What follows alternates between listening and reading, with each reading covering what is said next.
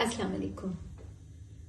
नवंबर 2022 में मैंने एक ओपन लेटर लिखा था उस वक्त के चीफ जस्टिस उमर अता बंदयाल साहब को।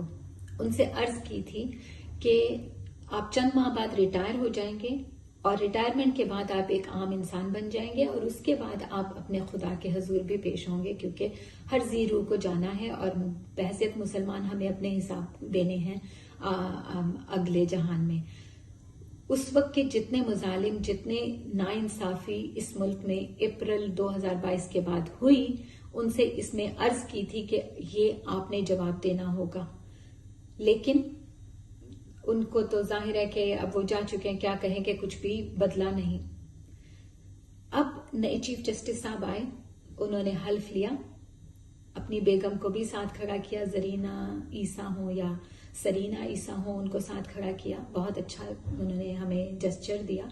हमें नहीं मालूम उनके जेस्चर का क्या मतलब था। ये मतलब था कि वो अब जो खवातीन बेगुनाह जेलों में कैद हैं उनके लिए वो अलामत दिखा रहे थे, या दूसरी अलामत ये भी हो सकती है कि वो ये कहना चाह रहे थे कि मेरे असासे अगर मेरे आमदन से ज्यादा है तो तुम्हें इससे क्या। ये वो जुमला है जो नवाज शरीफ ने कहा था।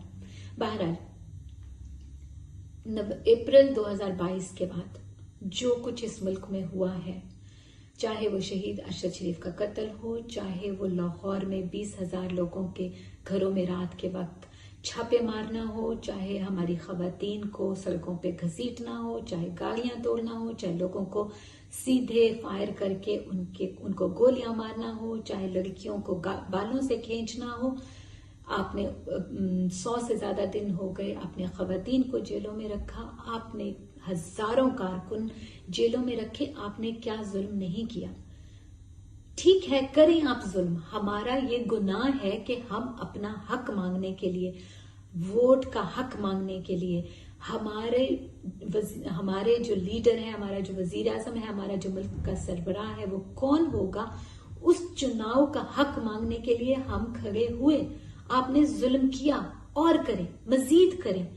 लेकिन खुदारा ये जिले शाह जैसे लोग, जैसे जिले शाह वो एक मासूम स्पेशल नीड बच्चा था, आपने उसको, उसके जिस्म पे कितने थे, तकरीबन 25 से 29 जख्मों के निशान थे, जिस तरह उसको तकलीफ दी गई थी, आपने वो भी कर लिया। फिर भी आपके दिल नहीं कांपे, फिर भी आपकी तसल्ली तशफ़ी नहीं हुई। आपको नहीं लगा कि आपने हमें इस मकाम या जाए इबरत या मकाम इबरत या इबरत का मकाम या इबरत बना दिया बाकी लोगों के लिए, आपको फिर भी तसल्ली नहीं मिली, तो अब आपने इमाद फारूक के साथ कर दिया। वो 5-6 साल का बच्चा, वो क्या मांगता था आपसे, वो क्या चाहता था आपसे, वो क्या कह रहा था। आपने पहले उसके बाप को उसमें जेल में रखा, वो अपने बाप के लिए तड़पता रहा, फिर आपने उसके दादी को हरासा किया, उसकी माँ को हरासा किया। वो बच्चा अपना ज़हनी तवाज़ुन खो बैठा, वो साइकोलॉजिकली इतना डैमेज हो गया, वो हॉस्पिटल में पहुंच गया। आपसे किसने इल्तिजा नहीं की? सोशल मीडिया पे हर शख्स ने आपसे इल्तिजा की कि खुदा का वास्ता है उस बच्चे को उसके बाप से मिला दें, शायद वो बच्चा ठीक हो जाए। वो आपके बिल्कुल आपके कानों तक नहीं गई वो आवाज। आपने कोई उसके ऊपर कोई सोमोटो नहीं। वैसे तो रातों को 12 बजे अदालतें खुलने वाली थी, ना अदालतों को, ना जो अहले इक्तदार हैं, उन किसी को कोई फर्क नहीं पड़ा। ये वो, और इवन मेन स्ट्रीम मीडिया, ये वो मीडिया था जब हट्टे कट्टे हुसैन नवाज की एक तस्वीर आई थी कि वो एक रूम में टेबल चेयर पे बैठा हुआ था, तो सारा मेन स्ट्रीम मीडिया बैन कर रहा था। अब आपके बैन कहाँ गए? जब एक छोटा सा 6-7 साल का बच्चा अपने वालिद के लिए तड़प रहा था, उसका भाई, आपने देखा वो कैसे अपने भाई, उसका भाई कैसे तड़प रहा था।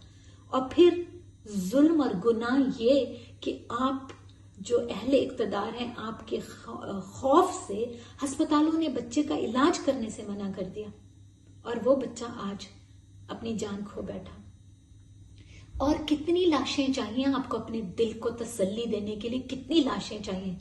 अरशद शरीफ को ले लिया आपने, जिले शाह को ले लिया आपने, लालिका साहब को ले लिया आपने, कितने, और ابھی تو ہمارے پاس وہ لسٹیں ہی نہیں ہیں جن لوگوں کو آپ نے گولیاں مار کر شہید کیا. لوگ تو ڈر کے مارے بتاتے بھی نہیں ہیں تاکہ گھروں کے اور لوگ نہ چلے جائیں. کتنا خون چاہیے آپ کو, کتنا خون اور آپ لیں گے کہ آپ کی پیاس بجھے گی؟ صرف گناہ ہمارا یہ ہے کہ ہم اپنا حق مانگ رہے ہیں. ہم اپنا حق مانگ رہے ہیں کہ ہمارے ملک میں وزیر اعظم جو ہوگا اس کے لیے, اور یہ ہمارا حق ہے کہ fair and free and fair election کروا دیں. یہی مانگ رہے ہیں نا ہم. کوئی آپ سے ہم اور کیا مانگ رہے ہیں؟ ہم اپنے لیے تو کچھ نہیں مانگ رہے نا, اپنے ملک کے لیے مانگ رہے ہیں. آپ نے ہمارا ملک کی اکانومی سب کچھ, سکون, امن, ادارے سب تباہ کر دیا. اور کیا چاہیے آپ کو؟ ہمیں بتا دیں. ہم اڈلٹس ہیں نا, جو بڑے ہیں, ان کو تو آپ نے اذیتیں دے دی. خدا را بچوں کو تو چھوڑ دیں. کیا آپ بچوں والے نہیں ہیں؟ کیا ایسے ہی معصوم کلیاں آپ کے گھروں میں نہیں ہیں؟ کیا آپ اپنے دل پہ ہاتھ رکھیں کہ ان کے ساتھ اگر ایسا ہو تو آپ برداشت کر پائیں گے؟ آپ کے اپنے بچے, آپ کے بیٹیوں کے بچے, آپ کے بیٹوں کے بچے, آپ ان کو ایسا دیکھ پائیں گے؟ کب تک ہم یہ ظلم سہیں گے؟ ہمیں